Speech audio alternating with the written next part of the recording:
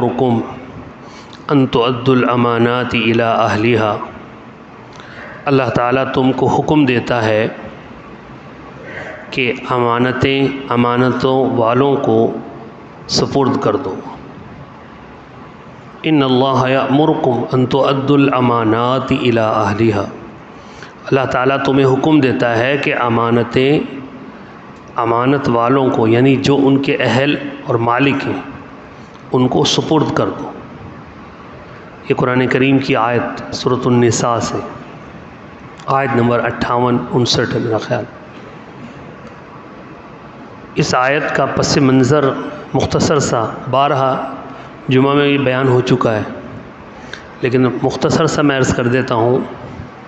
کہ جب حضور صلی اللہ علیہ وسلم مکۃ المکرمہ سے ہجرت فرما کر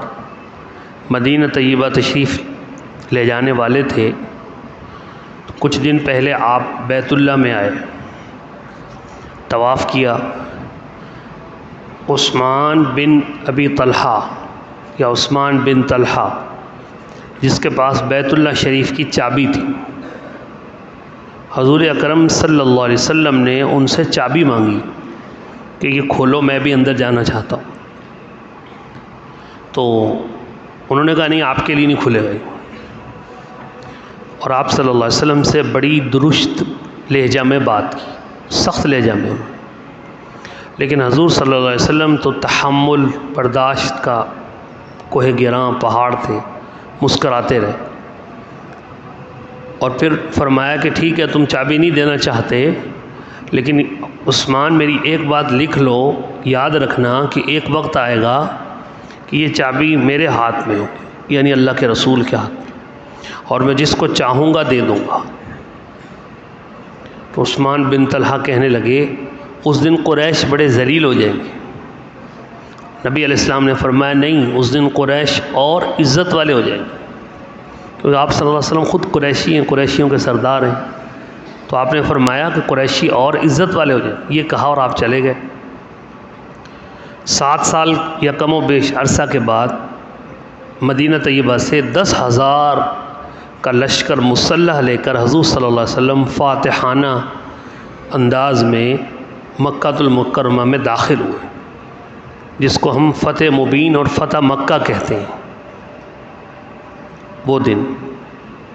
تو آپ آئے، صحابہ کرام ساتھ ہیں، آپ نے بیت اللہ شریف کا طواف کیا، اندر جانے لگے تو تالا۔ تو آپ نے فرمایا عثمان بن طلحہ سے چابی لاؤ۔ حضرت علی کرم اللہ وجہہ کو فرمایا کہ چابی لاؤ۔ حضرت علی گئے اور چابی مانگی تو عثمان نے کہا میں نہیں دے رہا، اور ساتھ ہی یہ کہا کہ اگر مجھے یقین ہوتا کہ یہ واقعی اللہ کے رسول ہیں تو میں دے دیتا، میں ان کو اللہ کا رسول مان ہی نہیں رہا، لہٰذا میں ان کو چابی نہیں دوں گا۔ تو حضرت علی نے اس کو گردن سے پکڑا اور ایک لگایا اس کے، اور اس کو نیچے پھینکا اور زبردستی چابی چھین لی، اور آ کے بیت اللہ شریف کھولا۔ نبی پاک صلی اللہ علیہ وسلم اندر تشریف لے گئے، اور ایک یہ کہ آپ جب جیسے ہی تالا کھلا آپ اندر جانے لگے، یا تالا ابھی بند تھا کہ عثمان بن طلحہ خود آ گیا۔ تو حضور علیہ السلام نے فرمایا چابی دو، وہ رک گیا۔ تو حضرت علی اس پہ لپکے، تو اس نے حضور علیہ السلام کے ہاتھ میں دے دی کہ یا محمد، یہ آپ کے پاس بطور امانت ہے، مجھے واپس دینی ہوگی، امانت ہے یہ۔ حالانکہ یہ جملہ غلط تھا، وہ اس وقت کافر تھا۔ حضور صلی اللہ علیہ وسلم فاتحانہ انداز سے مکہ میں داخل ہو چکے ہیں، سب کچھ اللہ نے آپ کو عطا فرما دیا ہے، تو اس وقت اس کا یہ کہنے کا کیا تک بنتا ہے کہ یہ امانت ہے؟ سب کچھ اللہ نے اپنے نبی کو دے دیا ہے، لیکن اس نے کہہ دیا کہ یہ امانت ہے آپ کے پاس۔ چابی لی، حضرت علی نے دروازہ کھولا، آپ اندر تشریف لے گئے بیت اللہ میں۔ اندر سے جب باہر آئے تو آپ پر وحی اتر رہی تھی قرآن کریم کی، یہی آیت جو میں نے پڑھی کہ ان اللہ یأمرکم ان تؤدوا الامانات الی اہلہا، اللہ تعالیٰ آپ کو حکم دیتا ہے کہ امانتیں ان کے مالکوں کو، جو ان کے اہل ہیں، ان کو دو۔ تو حضرت علی آگے جلدی سے کہ یا رسول اللہ، ہم حاجیوں کو پانی پلاتے ہیں، حاجیوں کی خدمت کرتے ہیں، تو یہ چابی بھی ہمیں دے دیں، ہم بیت اللہ کی زیارت بھی کرایا کریں۔ حضرت عباس رضی اللہ عنہ آ گئے، یا رسول اللہ ہم حرم شریف کی صفائی کرتے ہیں، خدمت کرتے ہیں، حاجیوں کے مہمان نواز ہیں، ہم میزبان ہیں، یہ چابی بھی آپ ہمیں دے دیں۔ ایک طرف حضرت عباس سکے چچا، دوسری طرف حضرت علی کرم اللہ وجہہ سکے چچا زاد بھائی اور داماد بھی، دونوں چابی مانگ رہے ہیں کہ اوپر سے قرآن اتر آئی آیت، ان اللہ یأمرکم ان تؤدوا الامانات الی اہلھا، اللہ حکم دیتا ہے کہ امانت ان کو دو جو اس کے اہل ہے۔ یعنی عثمان نے جب تمہیں یہ چابی دی تھی تو تم سے یہ کہا تھا کہ یہ امانت ہے، اگرچہ وہ امانت نہیں تھی لیکن اس نے سب کے سامنے کہہ دیا امانت ہے۔ اب اگر آپ نے ان کو نہ دی تو کفار کو اعتراض کا موقع ملے گا، دیکھو امانت دی تھی واپس نہیں دی۔ اور اللہ کے رسول معاف کرنے کو پسند کرتے ہیں، درگزر کرنے کو، لہذا آپ چابی عثمان بن طلحہ کو جس نے امانت کہہ کے دی تھی اسی کو دیں۔ چنانچہ آپ نے حضرت عثمان بن طلحہ کو جس نے آپ کے ساتھ بدتمیزی کی تھی، آپ نے وہ بھی آ گیا بھی چابی دو میری امانت، آپ نے ادھر سے اللہ کا قرآن بھی اتر گیا اسی کے حق میں، آپ نے اس کو چابی دے دی، یہ لو۔ حضرت عباس رضی اللہ عنہ کو بھی نہیں دی، حضرت علی کرم اللہ وجہہ کو بھی نہیں دی، ان کو دے دی جس نے کہا تھا یہ امانت۔ اس نے چابی دی اور فرمایا یہ لو چابی، قیامت تک تمہارے خاندان میں رہے گی، جو تم سے چھینے گا وہ ظالم ہوگا، کوئی ظالم ہی تم سے چابی چھینے گا ورنہ تمہارے ہی پاس رہے گی۔ وہ چابی لے کے جانے لگے تو حضور صلی اللہ علیہ وسلم نے ان کو آواز دی کہ عثمان، پھر واپس آئے، فرمایا تمہیں یاد ہے میں نے جب فتح مکہ سے مدینہ طیبہ جانے سے پہلے تم سے کچھ کہا تھا؟ تو ان کو یاد آ گیا کہ ہاں آپ نے فرمایا تھا کہ چابی جس کے ہاتھ میں ہوگی، آج واقعی آپ ہی کے ہاتھ میں، جس کو چاہے دے دیں۔ لیکن آپ نے پھر یہ قرآن کی آیت پڑھی کہ یہ دیکھ یہ تیرے حق میں اتری ہے، باوجود کہ تو نے اللہ کے رسول کے ساتھ اس طرح سے زیادتی کی اور چابی نہیں دی، پھر بھی یہ آیت تیرے حق میں اتری ہے کہ اللہ فرما رہا ہے اس نے امانت کہہ کے تمہیں چابی سپرد کی ہے، لہذا اسی کو واپس کرو اور قیامت تک اسی کے خاندان کا فیصلہ کرو کہ قیامت تک اسی کے پاس رہے گی، قیامت تک اسی کے پاس رہے گی۔ جیسے عثمان بن طلحہ نے یہ سنا، وہیں بیت اللہ کے سائے میں کھڑا ہو کر زور سے کہا اشہد ان لا الہ الا اللہ وحدہ لا شریک لہ واشہد ان محمدا عبدہ ورسولہ، میں گواہی دیتا ہوں اللہ وحدہ لا شریک ہے اور جناب محمد الرسول اللہ صلی اللہ علیہ وسلم اللہ کے آخری رسول ہیں۔ وہیں کلمہ پڑھ کے مسلمان ہو گیا اور کہا یہ اس وقت آپ نے کہی تھی 7 سال جب آپ کے پاس اس انداز سے چابی آنے کا کوئی امکان دور دور تک نظر نہیں آتا تھا، لیکن چند دنوں میں اللہ نے ایسے اسباب پیدا کر دیے کہ آج آپ کو اللہ نے کھڑا کر دیا، جس کو چاہے چابی فوراً مسلمان ہو گیا اسی وقت اس کو دیکھ کر۔ تو یہ آیت اصل حکم تو موقع اور منظر تو وہ بنا، حکم عام قیامت تک کے لیے، کیونکہ قرآن کریم کے احکام قیامت تک کے لیے۔ ان اللہ یأمرکم ان تؤدوا الامانات الی اہلھا، اللہ تمہیں حکم دیتا ہے امانت داروں کے سپرد کرو۔ آپ جانتے ہیں کہ حضور صلی اللہ علیہ وسلم کے جو لقب تھے بہت سارے، آپ کو صادق بھی کہا جاتا تھا، اس کے ساتھ امین بھی کہا جاتا، امانت دار۔ جس دن قریش مکہ ہجرت والی رات حضور صلی اللہ علیہ وسلم کے گھر کا گھیراؤ کر کے کھڑے تھے کہ باہر نکلیں گے تو ہم قتل کر دیں گے، اس دن حضور صلی اللہ علیہ وسلم رات کے وقت تنہائی میں اللہ کے حکم سے حضرت ابوبکر صدیق رضی اللہ عنہ کے ساتھ نکلے مکہ مکرمہ سے۔ لیکن وہ مشرکین مکہ جو آپ کی جان کے دشمن تھے، اپنے پیسے اور اپنی امانتیں اس وقت بھی حضور صلی اللہ علیہ وسلم کے پاس لا کے رکھواتے تھے کہ یہاں پر ہماری امانت ضائع نہیں ہو۔ اس وقت بھی حضور صلی اللہ علیہ وسلم، اس لیے جب آپ رات کو آپ نے ہجرت کرنے کا فیصلہ کیا تو اپنی امانتیں جو لوگوں کی تھیں وہ حضرت علی کرم اللہ وجہہ کے حوالے کی کہ یہ فلاں فلاں کی امانت ہے، ہم رات کو چلے جائیں گے، صبح تم نے اٹھنا ہے اور یہ امانت فلاں فلاں کو دینی ہے۔ چنانچہ حضرت علی کرم اللہ وجہہ نے صبح اٹھ کر وہ امانت اسی طرح ہر ایک کے حوالے کی۔ امین، کافروں کو اعتماد ہے کہ بھئی یہ اگرچہ ہمارا مخالف ہے اور ہم اس کو قتل کرنے پر آ رہے ہیں لیکن امانت میں خیانت نہیں کر سکتا۔ میرے بھائیوں، اہل ایمان کو حضور صلی اللہ علیہ وسلم کی پیروی میں ایسا ایماندار ہونا چاہیے کہ غیر بھی کہے کہ اس سے بڑھ کر امانت دار کوئی نہیں۔ ہمارے پاس یہ جو زندگی اللہ نے دی ہے یہ امانت ہے۔ جسم کا ایک ایک عضو، آنکھیں، آپ کسی کو عطیہ نہیں کر سکتے کہ میرے مرنے کے بعد کسی کو آنکھیں دے دینا، کسی کو گردہ دے دینا، کسی کو دل دے دینا، یہ جائز نہیں ہے۔ یہ آپ کے پاس اللہ کی امانت ہے۔ یہ اللہ خودکشی حرام کیوں ہے؟ خودکشی کرنے والا، جیسا کہ پہلے بیان ہوا،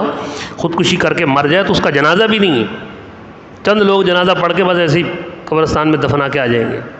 معزز لوگ اس کا جنازہ تک نہیں پڑھیں گے۔ کیوں؟ کیونکہ اس نے حرام موت کو اختیار کیا۔ جسم کا مالک یہ نہیں تھا، اللہ تھا، اس نے اپنی مرضی سے اپنے آپ کو مار لیا۔ انسان کے پاس جو حکومت اقتدار ہے یہ اللہ کی امانت ہے، اللہ کی امانت۔ اگر کسی کو اللہ نے گھر کا سربراہ بنایا ہے تو یہ سربراہی اس کے پاس امانت ہے۔ کوئی ملک کا حکمران ہے، عدالت کا جج ہے، یہ سب کچھ اس کے پاس امانت ہے۔ امانت کا مفہوم بہت وسیع ہے، اور امانت میں حضور صلی اللہ علیہ وسلم نے، حضرت صحابہ کرام فرماتے ہیں ہمیں یاد نہیں ہے کہ حضور صلی اللہ علیہ وسلم نے جب بھی خطبہ دیا، جب بھی ممبر پر تشریف لائے اور آپ نے خطبہ دیا اور اس میں یہ نہ فرمایا ہو لا ایمان لمن لا عہد له ولا ایمان لمن لا امانت له، اس کا ایمان نہیں جس کا وعدہ نہیں، وعدہ پورا نہیں، اس کا ایمان نہیں جس میں امانت داری نہیں۔ جب بھی آپ نے کسی بھی موضوع پہ خطبہ دیا درمیان میں یہ جملہ ضرور لے کر آتے تھے آپ صلی اللہ علیہ وسلم کہ بھائی اس کا ایمان نہیں جو وعدے کا پکا نہیں، اس کا ایمان نہیں جو امانت دار نہیں۔ کوئی چیز کسی کے پاس کوئی پیسہ رکھوا دے، کوئی ضرورت رکھوا دے، کسی چیز کو فائل رکھوا دے، مکان کی، پلاٹ کی، کسی اور چیز کی، لکڑ ہضم، پتھر ہضم، سب کچھ ہضم، امانت داری۔ حضور صلی اللہ علیہ وسلم اس کا کوئی ایمان ہی نہیں ہے۔ ان اللہ یأمرکم ان تؤدوا الامانات الی اہلہا،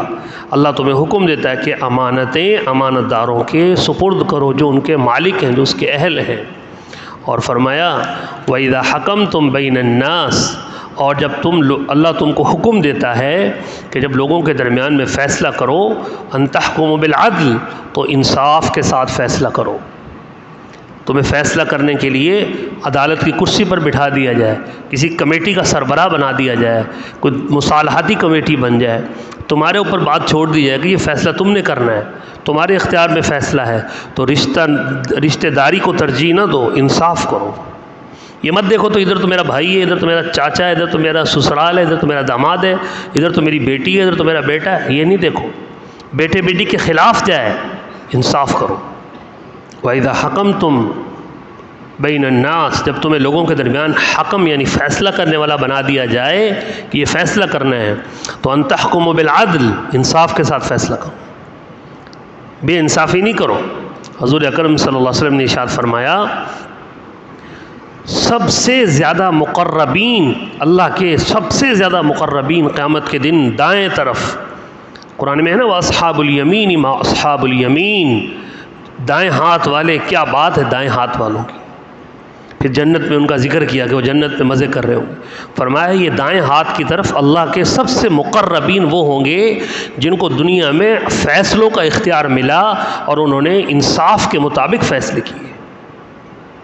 اور اس حدیث کا خود بخود رزلٹ نکال لیں کہ سب سے دور وہ ہوں گے کہ جن کو فیصلہ کرنے کا اختیار ملا اور انہوں نے بے انصافی کے فیصلے کیے۔ بے انصافی رشتہ داری درمیان میں ہمارے ہاں تو یہی ہوتا ہے۔ ہمارے ہاں عدالتوں کا جو حال ہے اب دیکھ لیں، کوئی مصالحتی کمیٹی بنا دی جائے کہ یہ میاں بیوی کا جھگڑا ہے، یہ شوہر اور بیوی کا جھگڑا ہے، یہ برادری کا جھگڑا ہے، ہم رشتہ داریوں کو درمیان میں گھسیٹ دیتے ہیں کہ یہ میرا رشتہ دار ہے، ہم سفارشیں لگاتے ہیں، رشوتیں دیتے ہیں، ججوں کو خرید لیتے ہیں، وکیلوں کو خرید لیتے ہیں۔ اس ملک کی اس قوم کی بربادی میں کیا شک کیا جا سکتا ہے کہ ایک آدمی اس کا کوئی باپ قتل کر دے، اس کی ماں، اس کی بہن، اس کی بیوی، بیٹی کی عزت لوٹ لے، اور وہ جائے عدالت میں تو وکیل دیکھ کے کہ کسٹمر آ گیا، وکیل دیکھ کے بولے میرا کسٹمر آ گیا، اس کی عزت لٹ گئی، برباد ہو گیا، اور وہ عدالت میں انصاف لینے جا رہا ہے، وکیل کہہ رہا ہے میرا کسٹمر آ، اب وہ اس کو بول رہا ہے کہ تجھے انصاف دلائیں گے اور اتنے اتنے پیسے لیں گے، اور دوسری طرف یہ مظلوم ہے، دوسری طرف ظالم آ گیا جس نے کسی کی عزت لوٹی، باپ کو قتل کیا، بربادی کی، وہ آ گیا، تو وکیل دوسرا وکیل کہ میرا کسٹمر آ گیا، وہ کہہ رہا ہے اس سے زیادہ پیسے دے تو مظلوم کو اور مظلوم بنا دوں گا اور ظالم کو اور ظالم بنا دوں گا۔ ان سب کے لیے اللہ نے فرمایا وَإِذَا حَكَمْتُمْ بَيْنَ النَّاسِ أَن تَحْكُمُوا بِالْعَدْلِ، جب فیصلہ کرنے کا اختیار ملے تو عدل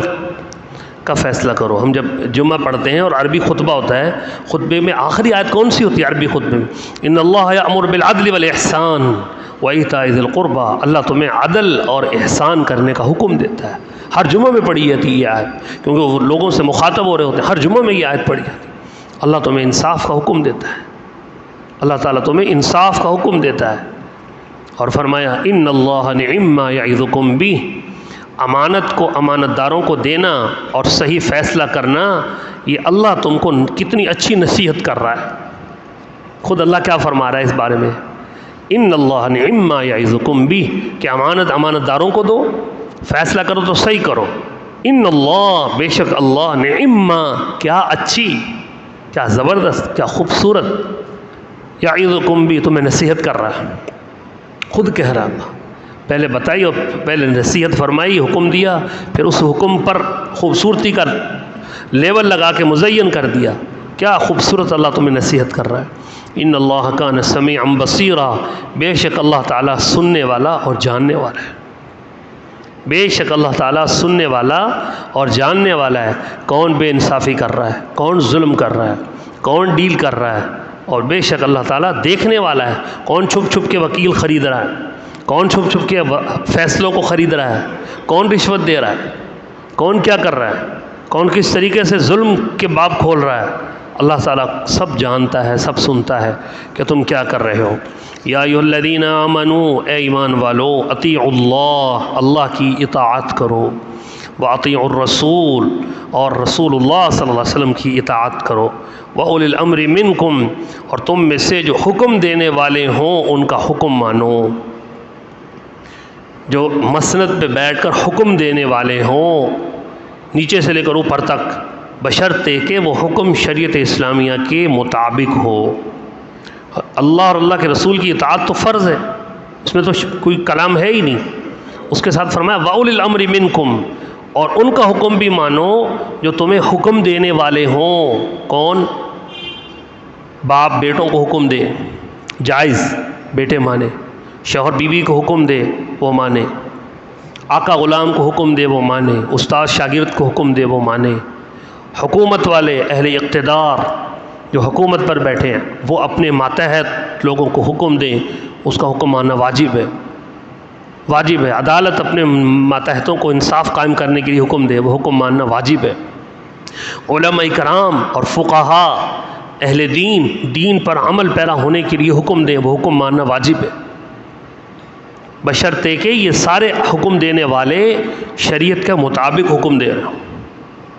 اوپر بیٹھا ہوا ہے حکمران ہے لیکن ظلم کا حکم دیتا ہے، ناجائز حکم دیتا ہے تو اس کی فرما برداری نہیں، شوہر بیوی کو ناجائز کہے تو اس کی فرما برداری نہیں ہے، باپ اولاد کو ناجائز حکم دے کہ تم مشرک بن جاؤ تو اس کی فرما برداری نہیں ہے۔ چھوٹے سے چھوٹا حکم دینے والا باپ اور شوہر اور آقا اور استاد سے لے کر اوپر چلتے جائیں، ایک علاقے کا، ایک سیشن کورٹ کا، ایک ڈسٹرکٹ کورٹ کا، ہائی کورٹ کا، سپریم کورٹ کا جج، اور چھوٹے سے بڑے حکمران تک، بڑے وزیر اعظم صدر تک، ان سب کا حکم ماننا تم پر فرض ہے۔ کب؟ جب یہ حکم تمہیں شریعت کے مطابق دیں۔ خلاف شرع حکم دیں تو ان کا حکم نہیں مانا جائے گا، بلکہ ان کو شریعت کے مطابق لانے کے لیے جد و جہد کی جائے گی، ان کو شریعت پر لانے کی کوشش کی جائے گی۔ وَأُولِي الْأَمْرِ مِنْكُمْ، اولی الامر حکمران اس سے قیاس کرتے ہیں، یا ایھا الذین آمنوا اطیعوا اللہ، ایمان والو اللہ کی اطاعت، واطیعوا الرسول، رسول اللہ صلی اللہ علیہ وسلم کی اطاعت، وَأُولِي الْأَمْرِ مِنْكُمْ، اور حکمران یعنی حکم دینے والے کی اطاعت۔ تو حکمران اس سے قیاس کرتے ہیں کہ ہماری اطاعت کا حکم ہے، یہ فرق نہیں کرتے کہ ہماری اس اطاعت کا حکم ہے جو اللہ رسول کے شریعت کے مطابق ہو۔ حضرت عمر رضی اللہ تعالیٰ عنہ جب حکمران بنے، حضرت عمر امیر المومنین پہلا خطبہ دیا، فرمایا لوگوں میری اطاعت کرو وہاں جہاں میں اللہ اور اللہ کے رسول کی اطاعت کی بات کروں، جہاں میں اللہ کے رسول کی اطاعت سے ہٹ کے بات کروں تو میرا حکم نہیں مانو۔ حضرت امام اعظم ابو حنیفہ رحمہ اللہ، جن کی فقہ دنیا میں سب سے زیادہ اللہ نے اس کو قبولیت عطا فرمائی، فقہ حنفی جو قرآن و سنت کی تشریح میں ہے، تمام چاروں ائمہ کرام کی جو فقہ ہے وہ قرآن و سنت کی آسان تشریح ہے، اور کچھ نہیں ہے، وہ کوئی اپنی رائے نہیں ہے ان کی، قرآن و سنت کی آسان تشریح ہے۔ امام اعظم رحمہ اللہ نے اپنی کتاب کے شروع میں لکھا ہے کہ لوگوں، میں قرآن و سنت کی تشریح میں تمہارے سامنے فقہ کی بات کر رہا ہوں، اگر میری بات قرآن و سنت کے دائرے میں ہو اس کو قبول کرنا، قرآن و سنت کے خلاف ہو اس کو دیوار پہ مار دینا، اس کو دیوار پہ مار دینا۔ اگر میری بات قرآن و سنت کے خلاف ہو، قرآن و سنت کے مطابق ہو تو اس کو ماننا ہے۔ لہذا کسی بھی حکم دینے والے کا حکم تب جائز ہوگا تسلیم کرنا اور ضروری ہوگا تسلیم کرنا جب وہ شریعت اسلامیہ کے دائرے اور مطابق ہوگا، اس سے خلاف ہوگا تو پھر نہیں۔ اور فرمایا فَإِن تَنَازَعْتُمْ فِي شَيْءٍ فَرُدُّوهُ إِلَى اللَّهِ وَالرَّسُولِ، اگر کسی بات میں تمہارا اختلاف ہو جائے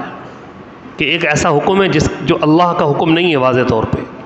اور حضور صلی اللہ علیہ وسلم کا حکم بھی نہیں ہے واضح طور پہ، امیر حکم دے رہا ہے، اب اختلاف ہو جائے، کچھ لوگ کہتے ہیں اس کو مانو، کچھ کہہ رہے ہیں یہ صحیح ہے، کچھ کہہ رہے ہیں یہ غلط ہے، فَرُدُّوهُ إِلَى اللَّهِ وَالرَّسُولِ، تو اس حکم کو لوٹا دو اللہ اور اللہ کے رسول کی طرف، یعنی اس اللہ اور اللہ کے رسول کی احکام اور شریعت کی روشنی میں پرکھ لو، اس کے مطابق ہے تو عمل کر لو، اس کے خلاف ہے تو چھوڑ۔ حضرت عبداللہ ابن حذافہ ایک صحابی، یہ آیت جو آگے کی میں نے ابھی سنائی، حضور صلی اللہ علیہ وسلم نے ان کو لشکر کا امیر بنا کے بھیجا ایک غزوہ میں، سریہ میں، جب وہاں گئے تو وہاں کسی بات پر آپ اپنے لشکر سے ناراض ہو گئے، تو آپ نے حکم دیا کہ آگ روشن کرو، جب آگ جل پڑی تو لشکر والوں سے کہا آگ میں کود جاؤ، آگ میں کود جاؤ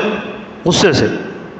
تو کچھ صحابہ کرام تھے، انہوں نے بولا آگ میں کیوں کودیں بھائی، آگ سے بچنے کے لیے تو اللہ رسول کی اطاعت کیے، آگ سے بچنے کے لیے تو اسلام کے دائرے میں ہے، تم پھر ہمیں آگ میں کودنے کی بات کر رہے ہو۔ کچھ لوگوں نے کہا کہ بھائی امیر کا حکم ہے آگ میں کودو، شش و پنج میں پڑ گئے، کودے نہیں کودے۔ پھر ان کا غصہ ٹھنڈا ہو گیا تو یہ رک گئے، لیکن حضور صلی اللہ علیہ وسلم کے پاس جب آئے تو آپ صلی اللہ علیہ وسلم کے پاس آ کے بات کی کہ یا رسول اللہ ایسے ایسے انہوں نے کیا، تو یہ آیت اتری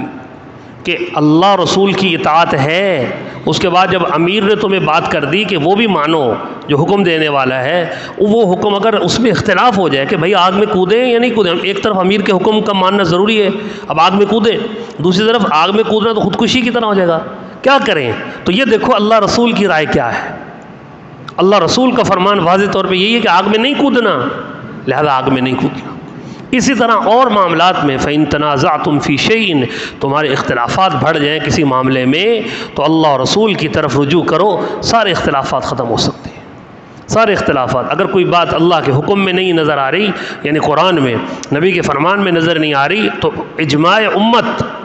یعنی پورے امت کے علماء کا فیصلہ ہوگا، وہ شریعت کا حصہ کہلائے گا۔ اگر اجماع امت بھی وہاں نہیں ہو پا رہا تو علماء کرام قیاس کر کے بتائیں گے کہ فلاں آیت اور فلاں حدیث میں یہ ہے، اس سے یہ مسئلہ نکلتا ہے،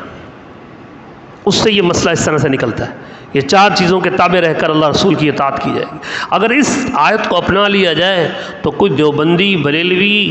اور جناب والا اہل حدیث یا کوئی اور فرقہ دنیا میں نہیں رہے گا، سب اپنے اختلافات سب میں ہیں، ان اختلافات کو اللہ رسول کی طرف لوٹا دیں اور اس کے مطابق اپنے اختلافات کو حل کر لیں تو یہ فرقہ پرستی سب ختم ہو جائے گی، یہ لعنت ساری ختم ہو جائے گی۔ یہ لعنت کب پھیلتی ہے کہ جب اللہ رسول کی طرف رجوع نہیں کیا جاتا اور اپنے اختلافات کو اپنی انا اور ضد بنا کر اور اس کے مطابق فیصلے کیے جاتے ہیں، اس کے مطابق آگے بڑھنے کی کوشش کی جاتی، انا اور ضد پہ اڑ کے۔ تو پھر دیکھ لیں ہمارا کیا ہو رہا ہے۔ ایک کفار کی میٹنگ میں نے ایک میگزین میں پڑھا کہ بات ہو رہی تھی کسی ملک میں جو ہے نا حملہ کرنے کی، کہ فلاں جگہ یہ فلاں جگہ یہ، تو یہ پاکستان، ہندوستان، بنگلہ دیش، اس خطے کی بات آئی نا، تو ایک بڑے یہودی نے کہا کہ ان کو چھوڑو، وہ خود ہی ایک دوسرے کے لیے میزائل اور بم ہیں، وہ خود ہی ایک دوسرے کو مارنے کے لیے کافی ہیں، ایک دوسرے کو کافر کہنے کے لیے ہم فلاں کافر ہے، فلاں کافر ہے، فلاں کافر ہے، وہ گستاخ رسول ہے، وہ گستاخ رسول ہے، وہ واجب القتل ہے، وہ واجب القتل ہے۔ ہمیں ایک دوسرے کی گردنیں کاٹنے کے لیے خود ہی کافی، ہمارے اوپر میزائل مارنے کی ضرورت نہیں ہے۔ افغانیوں میں یہ اختلاف نہیں تھا، افغانیوں پہ امریکہ نے میزائل مار دیا، ان کو اس طرح سے مارا۔ ہمارے ہاں تو ہم خود ہی ایک دوسرے کے لیے میزائل سے کم نہیں ہیں۔ صرف ایک ایسا ہی ایک ملا،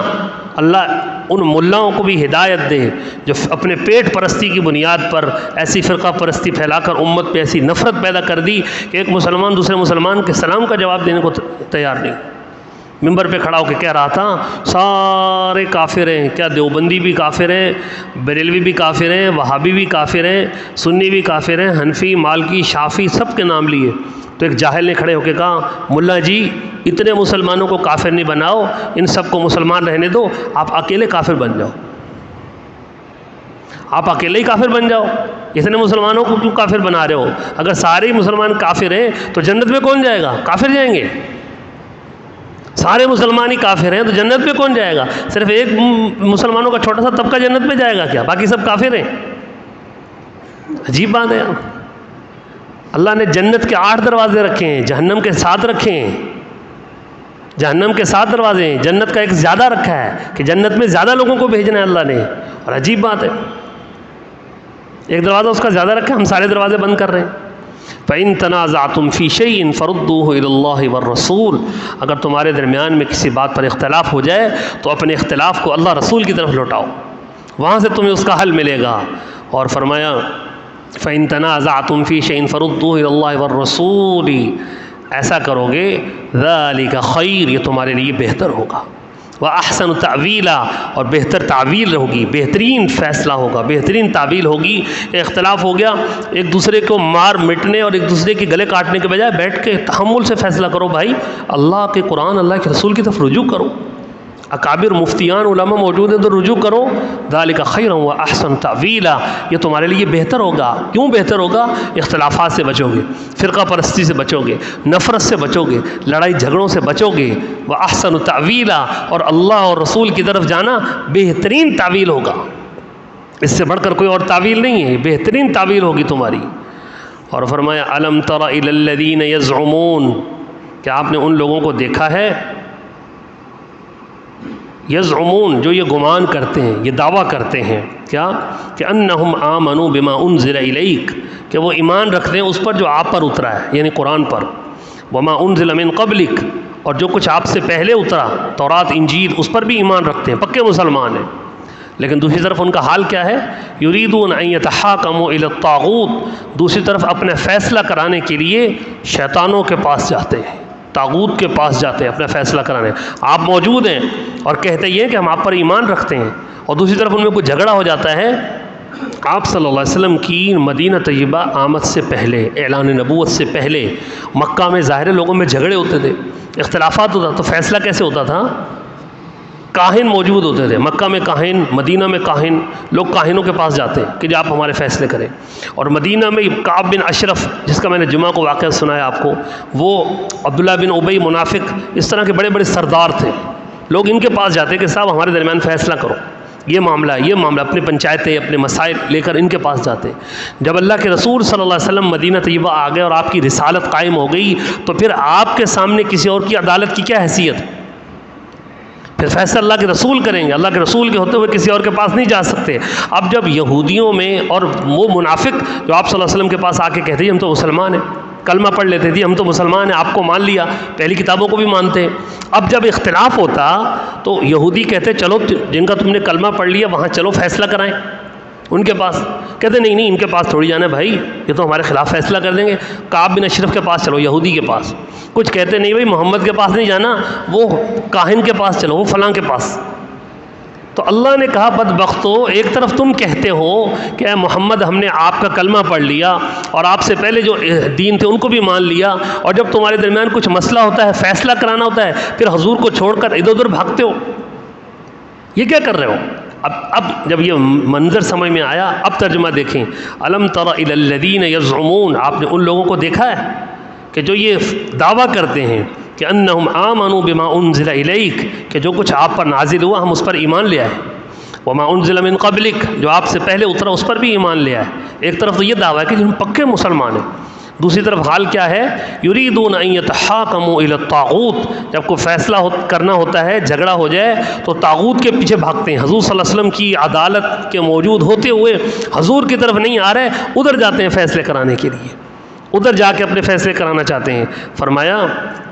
وقد امروا ان یکفروا بہ، حالانکہ ان کو حکم دیا گیا ہے ان کا انکار کرو، حضور کے پاس آؤ، ان کو حکم تو یہ دیا گیا کہ ان کا انکار کرو سب چیزوں کا، اور اللہ اور رسول کے پاس آ کے اپنے فیصلے کراؤ، لیکن یہ پھر بھی ادھر بھاگے چلے جا رہے ہیں۔ اور فرمایا وَيُرِيدُ الشَّيْطَانُ أَن يُضِلَّهُمْ ضَلَالًا بَعِيدًا، اصل میں یہ شیطان ہی کے پنجے میں ہے، اور شیطان نے پکا ارادہ کر لیا ہے کہ ان کو ہدایت سے دور کہیں گمراہی کے گڑھوں میں پھینک دے۔ ان کو ہدایت سے دور گمراہی کے گڑھوں میں پھینک دے۔ خلاصہ کلام یہ نکلا کہ جب کلمہ پڑھ لیا لا الہ الا اللہ محمد الرسول اللہ، اقرار باللسان و تصدیق بالقلب ہو گیا، اب ہمارا دل مانے یا نہ مانے، ہمیں گوارا ہو یا نہ گوارا ہو، ہمارے حق میں ہو یا ہمارے خلاف ہو، جہاں کہیں بھی فیصلہ کرنا پڑے تو بھی حق کا فیصلہ کریں، اپنے حق میں فیصلہ ہو جائے، فیصلہ کروانے کے لیے جانا پڑے تو حق اور اللہ اور رسول کی عدالت کے پاس جا کے جائز فیصلے کی اتباع کی جائے، اور تمہارے حق میں جب فیصلہ ہو جائے تمہارے مزاج کے مطابق ہو یا تمہاری چاہت کے خلاف ہو، ایمان کا تقاضا یہ ہے حق کے فیصلے کو قبول کرنا۔ اگر حق کے فیصلے کو قبول نہیں کرتے کیونکہ تمہارے دل اور چاہت اور خواہش کے خلاف ہے تو اس کا مطلب ہے ان منافقوں کی پیروی کر رہے ہو، اللہ اور رسول کی پوری طرح پیروی نہیں کر رہے۔ اللہ تعالی ہمیں عمل کی توفیق نصیب فرمائے، صراط مستقیم پر چلنے والا بنا دے۔